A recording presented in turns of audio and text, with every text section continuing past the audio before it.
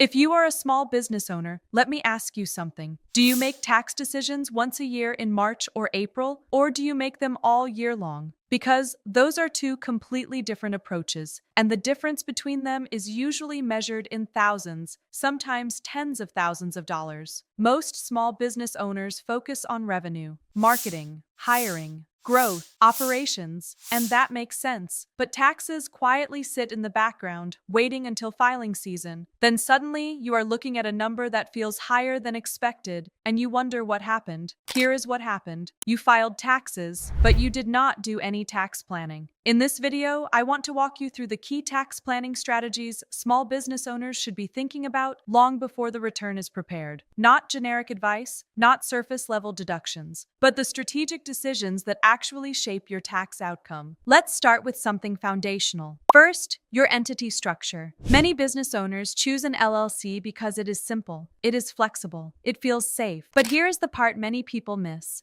An LLC is a legal structure. It is not a tax strategy by itself. The real question is how your business is taxed. Are you taxed as a sole proprietor, as a partnership, as an S corporation? That election can dramatically change how much self-employment tax you pay. For growing businesses, especially once profits become consistent, reviewing your tax classification is not optional. It is strategic. Sometimes the right election can reduce self-employment taxes significantly, but it must be done properly, with documentation, with payroll compliance, with reasonable compensation analysis. This is not something you adjust casually. It is something you evaluate intentionally. Now, moving forward, let us talk about timing. One of the most powerful tax planning tools available to small business owners is timing income and expenses correctly. Income timing matters. If your business operates on a cash basis, you may have flexibility in when income is received and when expenses are paid. That flexibility can influence which tax year income is recognized. The same applies to expenses. Strategic purchases made before year end can reduce taxable income. But here is the important part. Spending money just to reduce taxes is not planning. Planning means aligning necessary expenses with your overall financial strategy. The goal is not to chase deductions. The goal is to control taxable income within a reasonable range. Now let's talk about retirement planning, because this is one of the most underused strategies among business owners. When you work for an employer, retirement contributions are often automatic. When you own a business, you must create that structure yourself. Retirement plans, such as SEP IRAs, solo 401ks, and other qualified plans, allow business owners to reduce taxable income while building long-term wealth. And here is what makes this powerful. You are not just deferring taxes. You are moving money from a high-tax environment into a tax-advantaged structure. That shift, repeated consistently over time, can create a significant difference in net worth. But retirement planning must be coordinated with your profit levels and cash flow. It is not one size fits all. Now, move into something that directly affects almost every small business owner: estimated tax payments. Many owners experience a painful surprise in their first profitable year. No one warned them that taxes are not withheld automatically. So they file their return and realize they owe not only the tax, but possibly underpayment penalties. Strong tax planning includes projecting income during the year and adjusting estimated payments accordingly. This is not just about avoiding penalties. It is about cash flow stability. When you know what is coming, you can prepare. When you guess, you react. Let's shift into deductions, but with a different perspective. Most people focus on obvious deductions: office expenses, software, travel, supplies. But real planning involves reviewing how expenses are categorized and documented. For example, are you properly separating personal and business accounts? Are you tracking mileage consistently? Are larger purchases being capitalized correctly? Good documentation is not about fear of an audit. It is about clarity. Clean records allow for confident decision-making. Now, let us talk about the compensation strategy. If you operate as an S corporation, how you pay yourself matters. Reasonable salary requirements must be met. Payroll must be processed correctly. Distributions must be recorded properly. If you operate as a sole proprietor, your entire net profit may be subject to self-employment tax. Understanding how compensation flows through your structure can significantly affect total tax liability. This is where many small business owners unintentionally overpay. Moving on, let us address something that often gets ignored until it is too late: growth planning. When revenue increases, your tax bracket may change. Your eligibility for certain deductions may shift. Your payroll obligations may expand. Tax planning must evolve as your business grows. What worked when you earned $100,000 may not be efficient when you earn $500,000. That is why planning should not be static. It should be reviewed annually, ideally before year end. And now, let us connect everything.